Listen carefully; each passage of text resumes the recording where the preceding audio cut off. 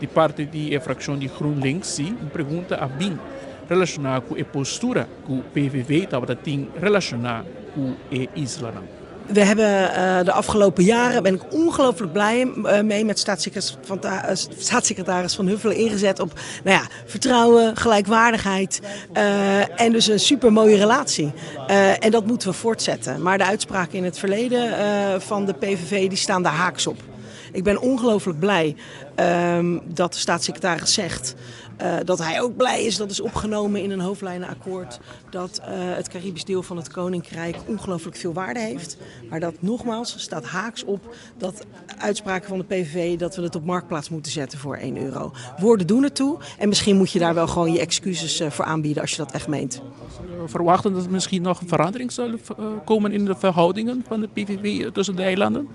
Nou, als ik zo de heer Sabot, dus de staatssecretaris namens de PVV mag geloven, dan wel. Maar nogmaals, woorden doen ertoe. Als je die niet terugneemt of je excuses aanbiedt, dan blijven die dus gewoon staan.